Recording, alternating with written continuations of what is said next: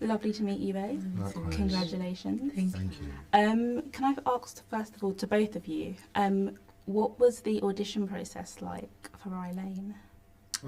Well, you know, got the script through and, you know, you kind of read it and you respond to it or you don't. And I think for me it was a romantic comedy set in Peckham, which is just like nothing like I've ever done before. So it's like a challenge, you know what I mean? I think that's what's important as an actor. So we then kind of do like a read and you meet with the director and the casting director, Carmel Cochran, is amazing. And then we did chemistry reads, didn't we?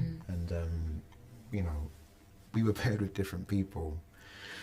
And then, which was great and wonderful, great actor, actress. And then we got to come together and I was like, nah, this girl is something special.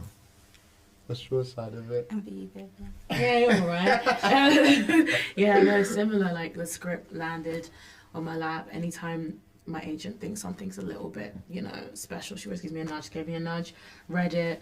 Thought the character was really interesting, really cool. Like the challenge. So did the process and got in the room with David, and I was like, man, this guy is the guy. Like he is the guy. And he's also just a lovely human being. Yeah. So. Yeah. And I think it's great that you obviously spoke about chemistry tests, because I feel like that's such an important thing in a romantic comedy to have. And I think sometimes, you know, you get a big film and they're just like pairing people together because, oh, he can act, she can act, they can act. So it's really great to actually know that you had that test and that it worked out for both of you, because you can definitely see it on screen. Like the chemistry is there and it reads really, really well, really beautifully. Thank you. And so in terms of the film is obviously, it's a massive ode to community. You know, you mentioned, David, that it's set in Peckham. And, you know, I'm not from South, but, you know, you see so many... Where are you from? East. Yes, I'm from East. Don't worry, we're good. I'm from North, so it's a circle of imposters. Yeah. Truly. But it's an ode to community. I just wondered, what does community mean to the both of you? And I guess in terms of the film, how do you see it reaching maybe like your own personal communities? Yeah, I mean, look, community means everything to me. You know, I wouldn't be the person I am if it wasn't for where I came from. Do you know what I mean? So what I love about this film is that it's a London represented in a different way, but still feels incredibly authentic and true. At least that, from my perspective. So, you know, when we're talking about reaching back out to the community, I don't think we've seen a film like this on a big screen as well, that people can come and actually watch it. It's definitely one for the culture, but I think it's also one to change the culture. And it's important that people then receive it back. So I think it's a great one for the community, man. Yeah, I think, especially just in terms of what community means to me, I think, when you're working class growing up in London, like it really takes the whole village to raise the child for real. Like, oh, you don't have childcare, okay, go to this person's house, or like wait at this shop, or like the bus drivers know you, this person knows you, the person in the shop knows you or knows your mum, and like, you know. So I think that sort of like heart of a place we really wanted to capture, because it's integral, like in places like South, in North, like where there's quite like there's communities that might be of that class. So I think, just showing those little pockets of the community in their everydayness was really essential for us. Yeah. How it comes across. I love that. And David, for you.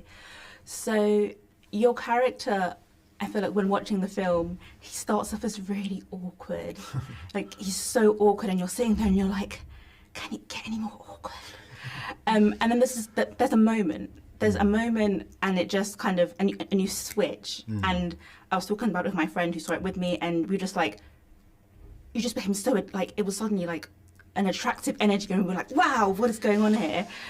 How did you tap into that kind of feeling of confidence that obviously, I guess, Yaz's character brought out in you throughout that? What was that like? Oh, you know what, thank you. It's very sweet. But you know, I think that was what's enjoyable about Dom, is that he goes on that journey, doesn't he, where he's like, you know, he takes the breakup hard, you know, like he's really hard. I think it knocks his whole kilter off. So I mean, so everything he does is like slightly strange and weird, and we definitely wanted to like highlight that. Like he's not dealing with his emotions good.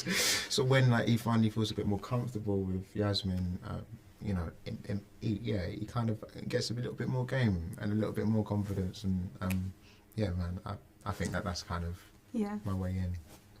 And for you, Vivian, in terms of your character, obviously she is confident, she's bold, she's bright, but obviously we get to a point where we kind of do get to see her vulnerable side.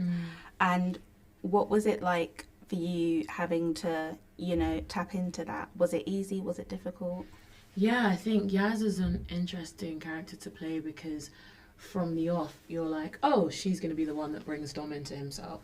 But actually, like, she goes on her own journey of, like, Dom kind of grows into himself throughout the film, and she kind of has, like, the Phoenix thing where she has to, like, fall apart to build herself back up again. So they're on, like, opposite journeys. But, and it was definitely tough playing neutrally, like, the fantasy she was upholding, but the emotional truth of why she was upholding that fantasy. But I think it was really important, as I feel like, yeah, as people, we all have so many masks and that we're juggling constantly and upholding. It was interesting to play and fun to play. Yeah, and exhausting to play because she's delusional at times. Yeah, she's so high energy. Yeah, it's a lot. And in terms again of Yaz and her characterization, obviously she's a massive lover of music. What are you listening to at the moment? Who are you listening to at the moment? Oh my god, we asked a similar question about what would come up on our shuffle, and honestly, you would be terrified. It goes from like noise punk music to like I don't know, like Bad Brains and like Pure Hell and like the beatniks from like the 90s, and then it will go to like Bjork and like Arca and Shy Girl, like, and then it will go to like indie stuff like Bombay Bicycle Club, Mumford & Sons, nostalgic indie stuff, Mika Levy, Taza, Oh Jeremy, Skepta, gigs. Like I am honestly all over the place musically, but I love music, and I definitely share that with Yaz, like that passion for like when you just find a piece of music that just moves you. Yeah, I share that with her, for sure. And in terms of, I guess, being on set, obviously, like, music was composed for this film, and, you know, to make it really, to bring out what was happening on screen. But were there any, like, playlists that were on set, like, you know, whilst you were, you know, waiting to go on scene? Was there something that, you know, was, like, given to you or played or things like that? Quest was the top. Quest, who scores the film, he was the top of my personal playlist for like when I was like imagining myself in the world of the story. Like visually, the world I knew Rain was creating, it just sounded like Quest's music without even knowing that he was the person that was going to score the film. So that was always top of my playlist. And then I just went. I used to love like old school hip hop. I still do, but I used to really love back in the day. So it was so fun to just go back and listen to loads of Tribe and stuff like that. Biggie. You know, I always have like a playlist for every character that I do, because I think music is like a great way in. Definitely. And like, you know, exactly that. I listen to a lot of old school hip hop for it, like a lot of Tribe. I listen to a lot of like just like Q-Tip. I listen to like just a lot of like really like old school like people talking. But I feel like those rappers even like they rap with emotion as well. And I think like Dom kind of needed that like hardness, but like not quite. You know what I mean? So okay.